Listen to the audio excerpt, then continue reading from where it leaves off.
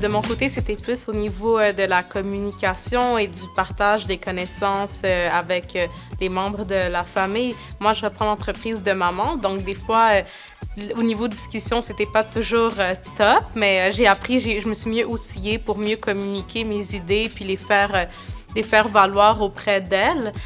Aussi au niveau des experts, on a rencontré beaucoup d'experts et j'ai vu qu'il y avait beaucoup d'accompagnement et de soutien au niveau du transfert des entreprises. Alors, c'est pas mal ça.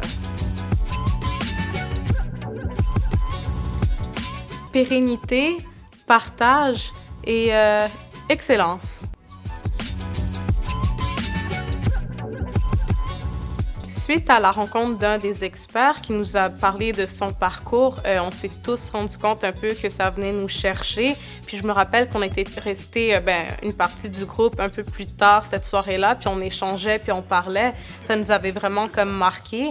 Et puis malgré nos différences d'âge ou les différentes entreprises qu'on souhaite reprendre, mais c'était tous un enjeu pour nous. Puis moi, ça m'a marqué de voir que on avait tous un peu la même problématique, mais qu'on échangeait ensemble sur des trucs différents, en fait.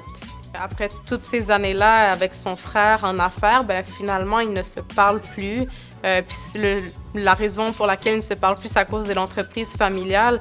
Et bon, on voit ça dans les films et tout, mais jamais je me suis dit qu'une entreprise québécoise avait vécu quelque chose comme ça. Et en tout cas, moi, ça m'a un peu fait peur. Alors, j'essaie de voir pour que ça se produise pas avec ma sœur ou ma maman.